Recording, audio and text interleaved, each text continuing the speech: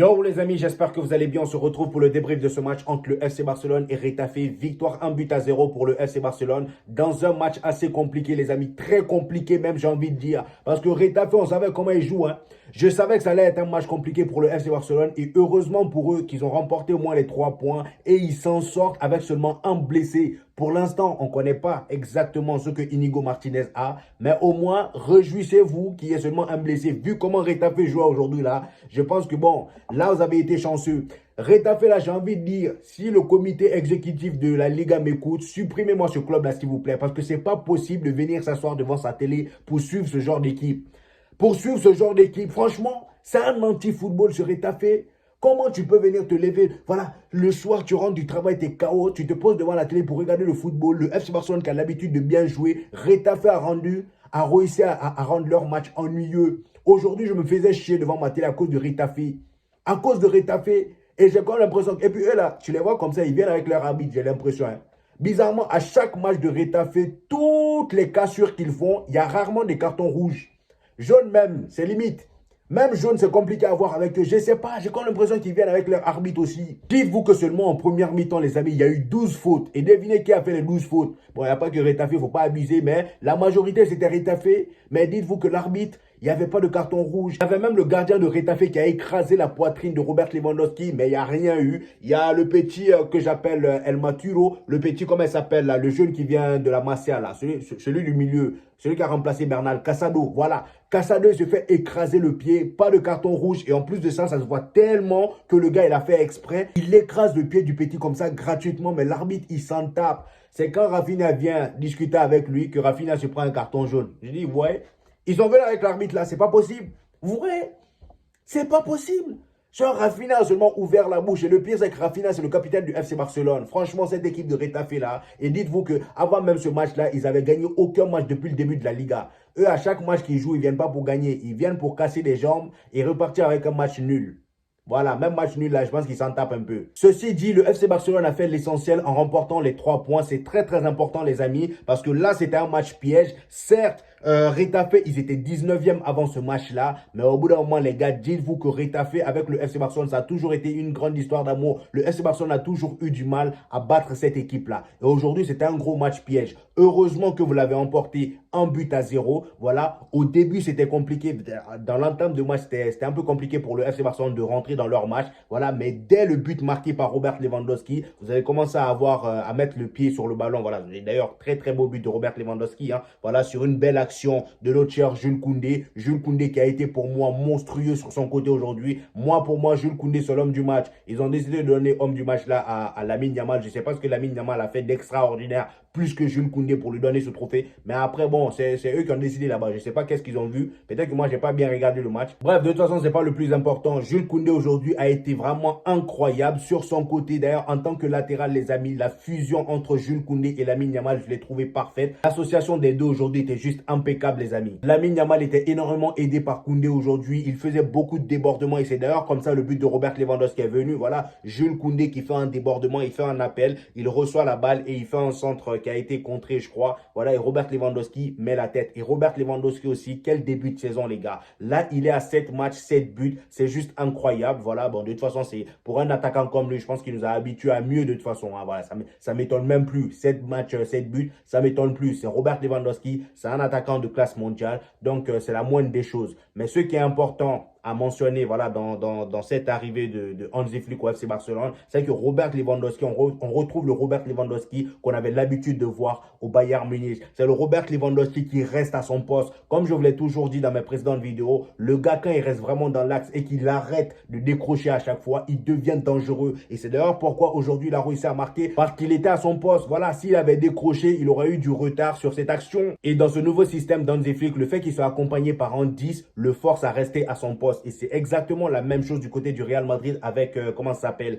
avec Kylian Mbappé et aussi avec l'arrivée de Jude Bellingham. Parce que le fait que Jude Bellingham soit de retour et que Jude Bellingham, c'est quelqu'un qui joue très haut, malgré que parfois on lui demande de jouer en tant que 10, il joue très haut et ça force Kylian Mbappé à rester à son poste et pas trop dézonner. Donc voilà, d'ailleurs, en parlant de Kylian Mbappé, là pour le Pichichi, ça va être compliqué parce que là, Kylian Mbappé, pour ceux qui ne savent pas, il a été blessé, il est forfait pour 3 semaines. Je pense qu'il va rater 3 matchs.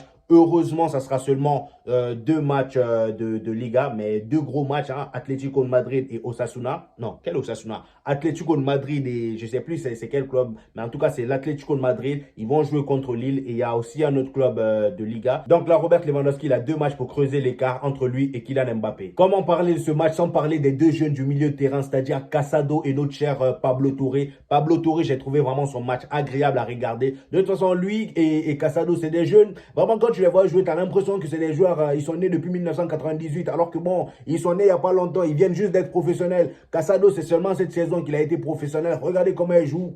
Le poteau, il joue, on dirait, il est au Barça depuis longtemps. Le gars, il est serein. Il joue sans aucune pression, sans aucune crainte, sans aucune peur. Quand il faut faire voilà, aller au contact, il part au contact. Même si c'est face à Retafe, il n'en avait rien à battre. D'ailleurs, il s'est pris un coup. Miskin, j'ai eu peur qu'il se blesse. Heureusement qu'il n'y a rien eu pour lui. Mais franchement, Casado aujourd'hui, c'était encore un gros match de sa part. Pablo Touré également. Et c'est là, je me dis, ben, au retour de Bernal, comment Hansi Flick va se débrouiller? Parce que là, Casado, il a remplacé Bernal. Parce que oui, au début de la saison, c'était Bernal Casado qui débutait en tant que double pivot. Mais là, après, à un moment, c'est Bernal qui jouait tout seul avec Pedri à côté de lui. Mais là, vu que Bernal s'est blessé, Casado l'a remplacé. Casado monte en puissance. Je ne sais pas comment ils vont se débrouiller au retour de Bernal. Peut-être qu'ils vont permuter. Mais franchement, les deux, peu importe qui joue, c'est vraiment bénéfique pour le FC Barcelone d'avoir ce genre de talent-là dans leur équipe. Et défensivement, les amis, Inigo Martinez et notre cher Cubarsí, aujourd'hui, vraiment rien à dire. Baldé, il a fait son match sur son côté. Jules Koundé, je viens juste d'en parler. Franchement, rien à dire. Inigo Martinez, depuis le début de la saison, il monte en puissance. C'est vrai qu'il y a eu par moments où on l'a critiqué. Moi, le premier, hein, voilà, je l'ai énormément critiqué. Mais là, franchement, son match d'aujourd'hui a juste été impeccable. Et j'espère vraiment que sa blessure-là n'est pas grave. Parce qu'à la fin, il est sorti sur blessure-là. Je ne sais pas si c'était grave ou pas. Pour l'instant, on n'a pas de verdict. Je vous tiendrai informé dans mes prochaines vidéos si c'est vraiment grave. De toute façon, vous verrez ça sur les réseaux sociaux, hein. Voilà, j'espère vraiment qu'il ne va pas se blesser parce que s'il se blesse, vous allez continuer la saison avec Dominguez. Et vous-même, vous avez vu ce que Dominguez était capable de faire la dernière fois. C'est pas ouf, hein? Dominguez et Martin sur l'autre côté, là, le latéral Martin qui est rentré à la mi-temps aujourd'hui. Vous avez vu de quoi ils étaient capables lors du précédent match. C'est pas terrible. Donc vraiment, j'espère pour le FC Barcelone que Inigo Martinez ne sera pas blessé. Notre cher Peña qui a remplacé Ter Stegen. Et d'ailleurs, en parlant de Ter Stegen, les amis, c'est officiel. Vous avez désormais un nouveau gardien, voilà, qui va remplacer Ter Stegen. Il vient en tant que premier gardien, c'est-à-dire gardien numéro 1. Ça ne sera pas le remplaçant. Franchement, moi, je trouve ça dommage pour Peña. En plus de ça, Peña, j'ai trouvé son match pas très dégueulasse aujourd'hui. J'ai trouvé qu'il a fait son match. Il a été assez rassurant sur sa ligne. C'est vrai que dans les relances, c'était un peu compliqué de temps en temps. Mais franchement, moi, j'ai trouvé son match agréable à regarder. J'ai pas trouvé de grosses erreurs de son côté. Franchement, moi, je trouve ça ingrat parce que mettez-vous un peu à la place de Peña. Dites-vous que vous êtes deuxième gardien au FC Barcelone. Vous attendez votre temps et vous savez très bien que gardien, c'est pas pareil que joueur de champ. Voilà. Le gars, s'il est deuxième gardien, s'il est remplaçant, c'est vraiment remplaçant. Il a rarement du temps de jeu. Voilà. Là, il a l'opportunité de jouer. Ter Stegen est blessé. Mais là, maintenant qu'il peut être titulaire, on part sortir un autre gardien de sa retraite pour venir remplacer Ter Stegen et lui, on le remet au banc. Franchement, comment il va se sentir à votre avis? C'est cruel. Franchement, c'est cruel ça. Hein? Donc lui, il est là pourquoi du coup? Il sert à quoi? Il sert à quoi? Dites-moi.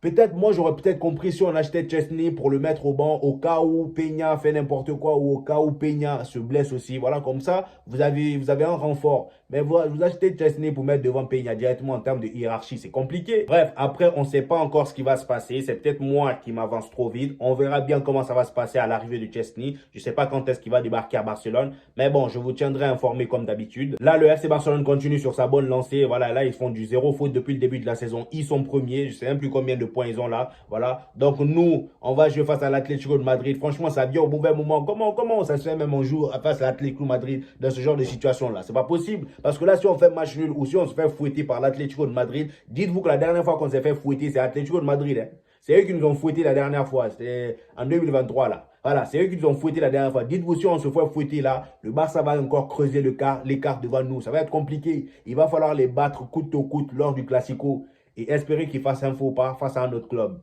Ça va être compliqué, les gars. Je ne sais pas comment on va se débrouiller, mais j'espère vraiment qu'on va gagner. Et le pire, c'est que Kylian Mbappé aussi sera forfait. Comme si ce n'était pas suffisant. On n'était pas déjà dans la merde. Franchement.